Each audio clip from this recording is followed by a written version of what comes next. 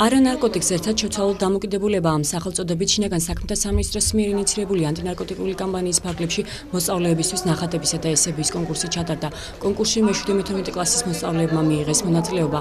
ანტინარკოტიკულ თემაზე შესაბამისი სლოგანით ნახატები შექმნეს და ესეები მოამზადეს.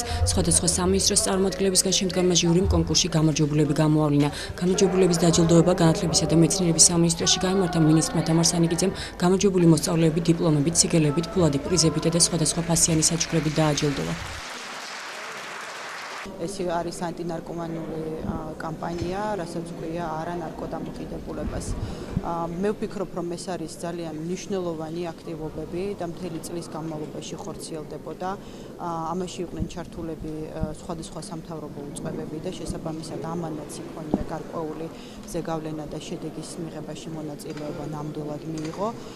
დღევანდელი დღე ზოგადად ძალიან მნიშვნელოვანია როგორც ჩემთვის, ასევე მომავალი და უკუღთაობის ადამიანებისათვის, რადგან დღევანდელ დღეს ჩვენ გაერთიანებულები ვართ ახალგაზრდები, რომ ვიბრძოლოთ საშინელი სცენის წინააღმდეგ, ნარკომანიის წინააღმდეგ, რომელიც 21 საუკუნის ერთ-ერთი გლობალური პრობლემა არის.